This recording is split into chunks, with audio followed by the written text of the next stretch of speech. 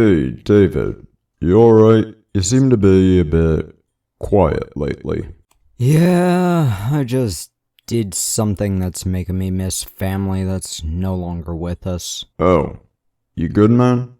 You need to talk about it? I don't think so. I'll come to friends if I need it. I'm not the kind of guy to go off when I'm feeling down.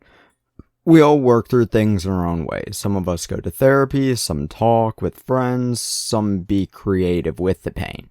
I'm cheap though, so I need to go about it in my own way. Look, I know I'm an Astartes and I don't really understand human emotions that well, but if I can't help, Darren is an Eldar and those freaks are very emotional.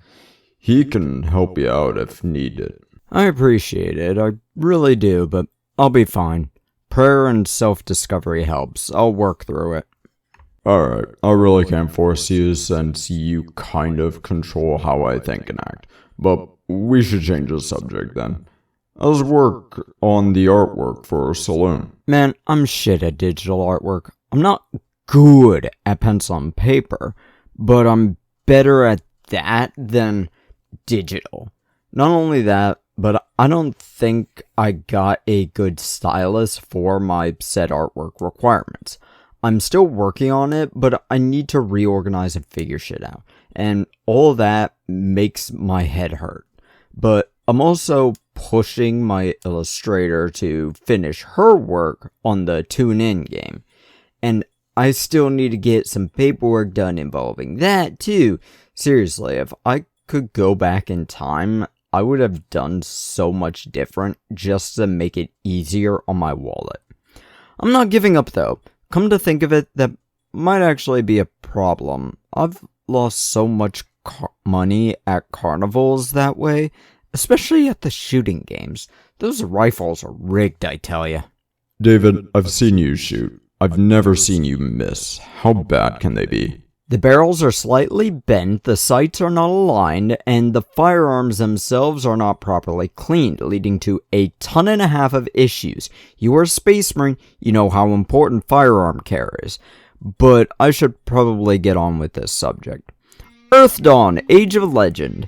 This game came out in 2016, kind of, because this is technically the 5th edition of the game. Published by Vagrant Workshop, which I don't think exists anymore, because I can only find evidence of them existing in this book and a random forum from a decade ago, and a website that my tech priest will not allow me to access. It's their website, I think. Either way, this game is a dice pool system, so we already know how this game will work. This won't be too difficult, in all honesty. Most dice pool systems work the same. Now, going over character creation steps, it uses some odd words, and I'm actually curious about what these really entail. Now, there is kind of a step 0 to this, because the game requires a sort of group concept, I guess. Essentially, it looks like your starting faction, singular, because your group needs to work together. Essentially, it looks like a situation of choose the Horde or the Alliance, but there's a lot more factions, I think. But GM is going to choose for you. These are weirdly worded, as the book acts like these are factions, but they also read like levels too. Novice, Journeyman, Warden, and Master. Each gets 5 more talents or spells more than the last, starting at 5 for Novice, and ending at 20 for the Master. But don't get these starting talents and spells confused as experience points. That's another thing entirely, and I've yet to see what the equivalence is for these tiers, so we'll skip that for if and when we get to it. I have suspicions that experience points may not come up again. Now, the actual steps. Concept, drives, character tags, talents and spells, skills, equipment, relationships, karma and wounds, and then description. I'll be honest, it seems completely at random which ones of these are roleplay specific and which ones have gameplay elements to them. So we'll have to actually go into all of these. Alright, step 1, concept. This delves into more things, but it can be boiled down to choosing a race and discipline. What's a discipline? At this point, I don't know.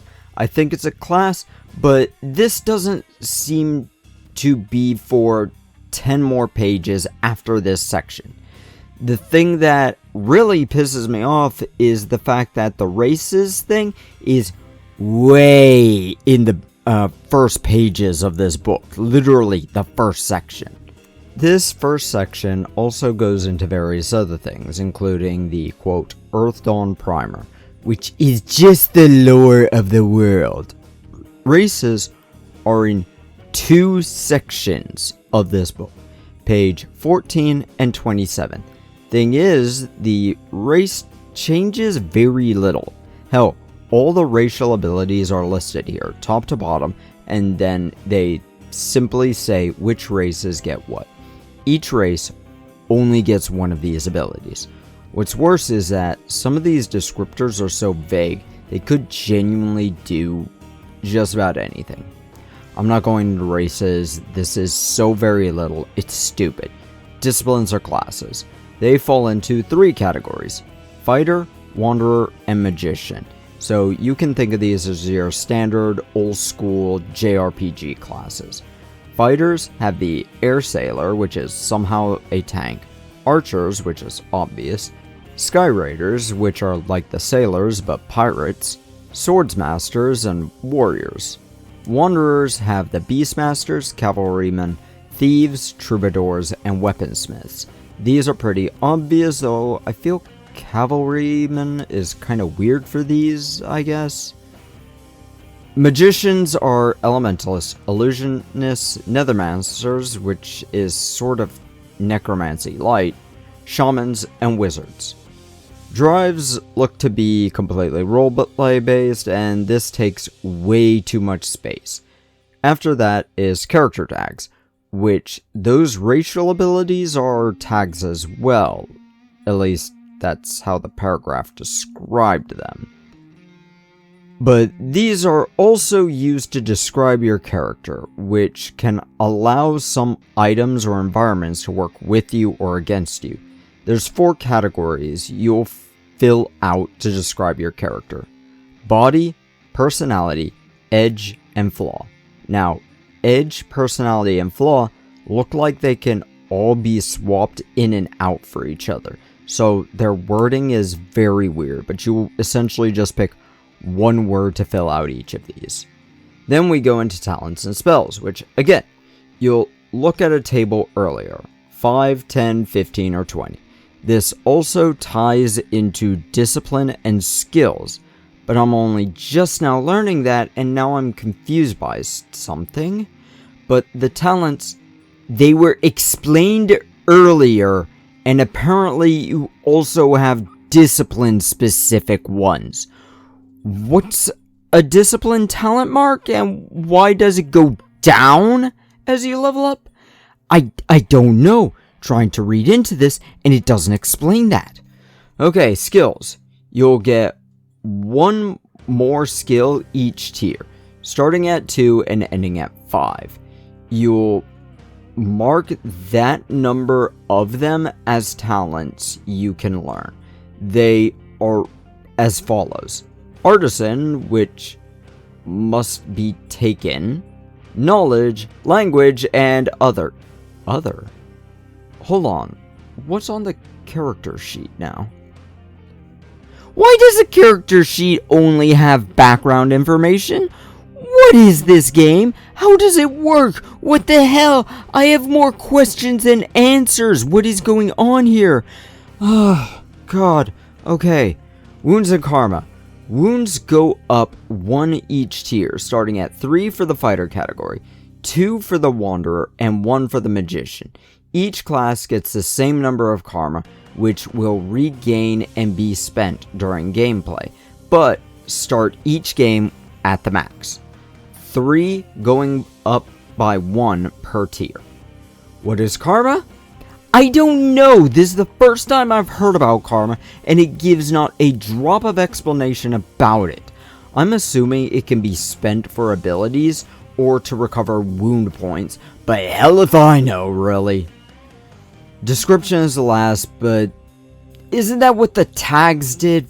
Fuck it, rating.